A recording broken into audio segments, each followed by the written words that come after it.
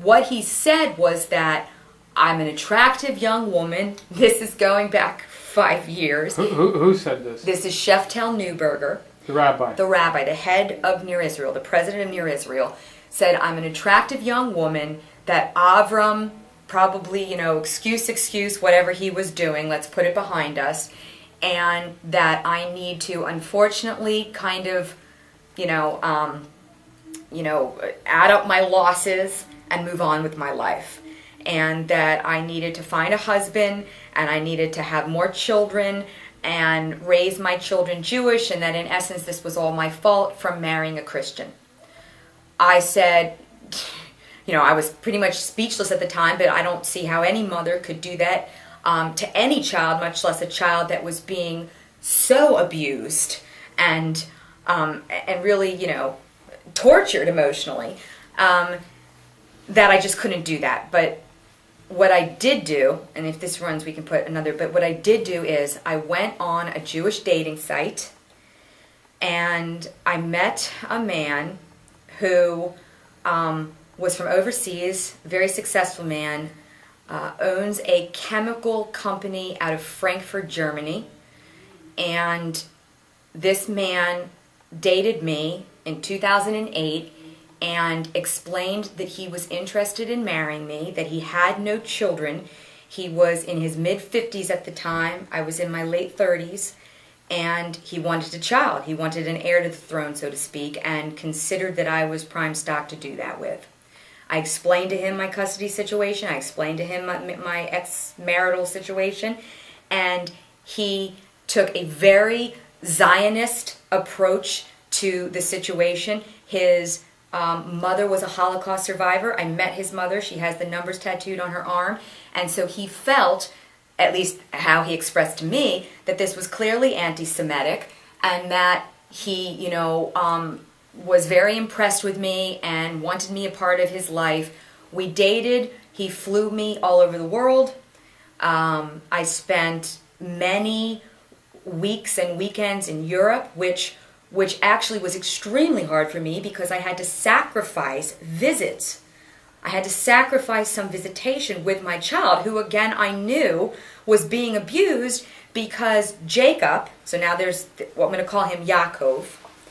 So now Yaakov stated to me, if we're going to marry, and I'm serious to wanting to marry you, we have to spend time together. I would want you in Europe. I am not an American citizen. He has citizenship in Israel, he has citizenship in Germany, and he's also obtaining citizenship in Switzerland because he's moving his headquarters to Basel. This is when this was happening. So what he explained to me and he presented me was, we need to work towards marriage. Your child will be my child. My income, my world, my problems will be yours. Therefore, your problems, your baggage, your world will be mine. We're going to share. Let's do it. And I had some clothes and whatnot in a closet in Germany. And finally, we started talking, look, wouldn't it be better in the American court system if you had children? Therefore, your daughter would have siblings.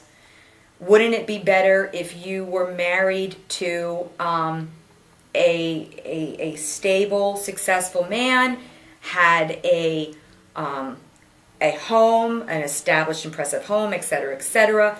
And what Jacob did then, Yaakov, was that he presented me with a business deal in my desperate situation, very affectionately, that we could conceive a child prior to marriage. There was a lot of legal issues to marriage with citizenship, different countries, and also even religious ketubah situations, that he said if we can conceive a child while we are evolving into marriage, we at the very least are going to be parents together, and that already accomplishes some of what we need. It would give Jacob potential heir. Jacob also started confessing that in addition to wanting a child, one reason why he wanted an American child is because he did not have American citizenship. And if he had an American child, then he could work different type of corporate and financial maneuvers with American monies, American programs, American business under his child's identity. Okay?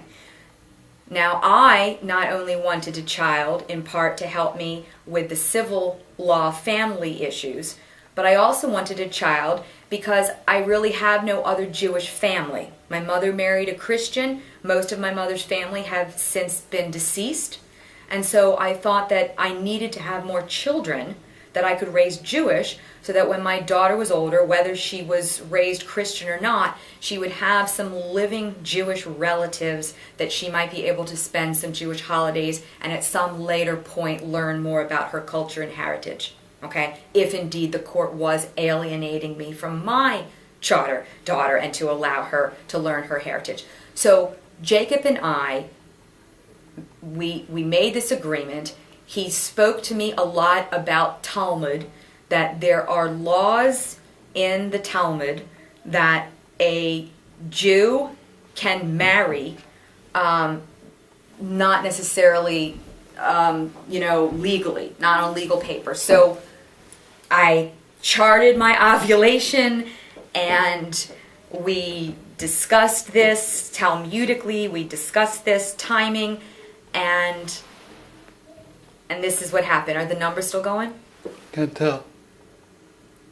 You want to push the red button and we'll put another tape just in case? It might be best, because now I'm getting... I can't see. Well, it's on this side that I think I see. It's going. It's 40 minutes. Okay, so we probably have like 10 minutes. It's a 60-minute, I think. Well, so you have 20 minutes. Okay, but are you good? I'm not sure exactly. Yeah. Okay, so But it seems like you have a lot more story to tell. Like another hour. Well, I don't want to have another hour to tell. That's the problem. I'm explaining to you history. So what you need to know is that I did conceive a child, a son. So I have a daughter with my ex-evangelical husband, and I had a son with Yaakov Gendelman. And Yaakov made it clear during the pregnancy that he did not want me in his life and that he wanted his son.